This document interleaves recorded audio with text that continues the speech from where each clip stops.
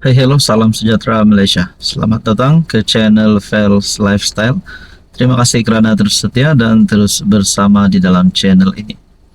Rupanya masih ramai yang bercakap, masih ramai yang memberikan pandangan dan komen berkaitan dengan himpunan yang dibuat baru-baru ini. Himpunan yang memang sangat-sangat menarik. Menarik kerana nama himpunan ini adalah Turun Anwar. Bukan Turun Muhyiddin, bukan Turun Hamzah, bukan Turun Mahathir.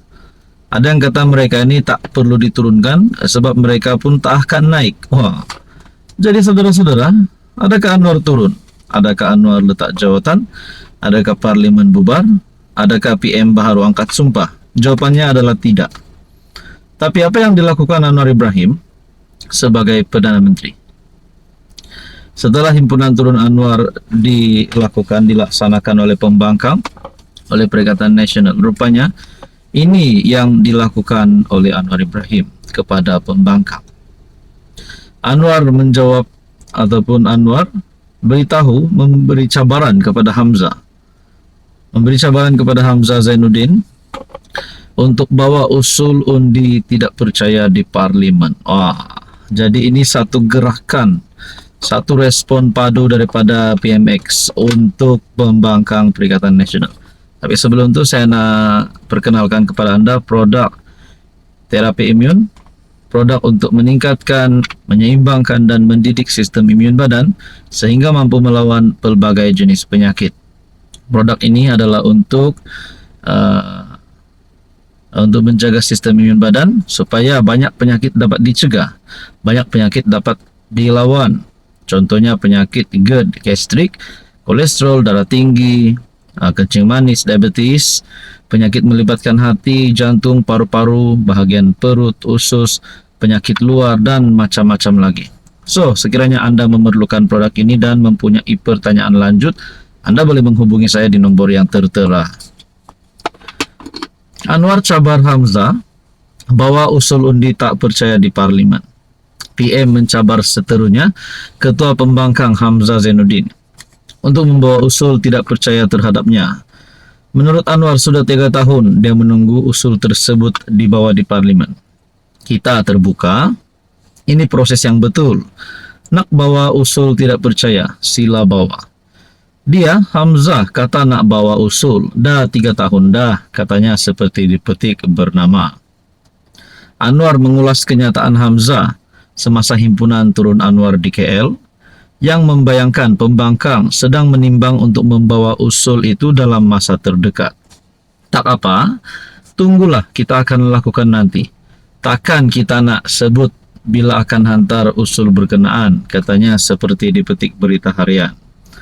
Himpunan Turun Anwar menyaksikan sekurang-kurangnya 25,000 peserta dalam perkongsian ini. Jadi saya tertanya-tanya, saudara-saudara yang amat dihormati, saya tertanya-tanya, adakah Hamzah Zainuddin dan juga Perikatan Nasional Pembangkang akan membawa usul undi tidak percaya terhadap Anwar Ibrahim dalam masa terdekat ini? Dan let's say Anwar kalah. Siapakah yang bakal naik jadi Perdana Menteri? Adakah Hamzah Zainuddin, Muhyiddin Yassin, Hadi Awang, Mahathir? Tapi Mahathir macam mana nak jadi Perdana Menteri kan? Beliau bukan ahli parlimen pun. Sudah kalah teruk pada PRU 15. Jadi Anwar dah cabar apa yang akan dilakukan pembangkang, apa yang dilakukan PN selepas ini. Kita nantikan saja apa tindakan seterusnya. Teruskan bersama di dalam channel ini untuk isu yang lebih panas. Hey, hello, salam sejahtera Malaysia. Selamat datang ke channel Fels Lifestyle. Terima kasih kerana terus setia dan terus bersama di dalam channel ini. Tuan-tuan dan puan, himpunan Turun Anwar telah mendapat pelbagai respon. Telah mendapat pelbagai pandangan, cadangan daripada netizen. Tidak kira penyokong Anwar, tidak kira penyokong pembangkang Perikatan Nasional. Antara komen-komen yang saya lihat sebelum ini yang berkata himpunan ini bodoh, himpunan ini tidak ada gunanya, hanya membuang masa, kerana Anwar Ibrahim tetap jadi Perdana Menteri dan tidak ada satupun calon Perdana Menteri yang layak untuk menggantikan Anwar sekiranya Anwar benar-benar turun. Mereka kata ada calon Perdana Menteri daripada pembangkang, daripada Perikatan Nasional, tapi pada akhirnya Anwar tidak turun-turun. So, sebelum ini pun ada pengumuman penghargaan daripada Anwar berkaitan dengan bantuan 100. Itu pun dipertikaikan. Mana satu anda nak? Ada bantuan ataupun tidak ada bantuan langsung? Jadi saya sebagai rakyat Malaysia, saya bersyukur dengan bantuan 100 ini kerana saya boleh beli beras, saya boleh beli makanan cukup untuk sebulan. Okey, saudara-saudara, sebelum saya teruskan, saya nak kongsi kepada anda. Saya perkenalkan, ini adalah terapi imun. Produk ini adalah untuk meningkatkan, mendidik dan menyeimbangkan sistem imun badan sehingga mampu melawan pelbagai jenis penyakit.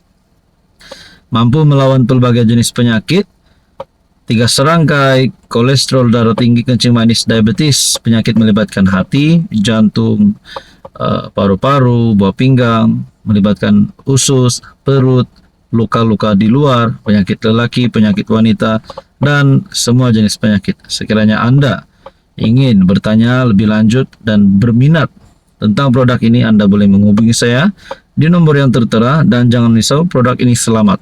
Lulus KKM, lulus hospital, halal dan semula jadi. Saudara-saudara, kalaulah ada yang pertikaikan bantuan RM 10 juta, maafkan saya, RM 100 sebelum ini, rupanya Anwar Ibrahim. Setelah perhimpunan tersebut, saya rasa bukan Anwar Ibrahim melemah, bahkan Anwar Ibrahim semakin kuat. Ini satu inisiatif terbaru Anwar yang bagi saya sebagai rakyat Malaysia, walaupun bukan di kawasan saya, tapi ini adalah satu perkara yang kita perlu beri kredit kepada PM dan kita sebagai rakyat Malaysia perlu syukuri. Perdana Menteri Umum peruntukan RM 10 juta untuk orang Muar. Nah, maksudnya bantuan baru kepada rakyat Malaysia di Muar. Nah, bagi saya ini satu inisiatif yang bagus, yang sangat baik daripada PMX dan kita perlu beri kredit. Kerajaan Persekutuan meluluskan peruntukan sebanyak RM 10 juta bagi melaksanakan pelbagai projek pembangunan di daerah ini dalam usaha meningkatkan kesejahteraan rakyat dan merancangkan pertumbuhan ekonomi setempat.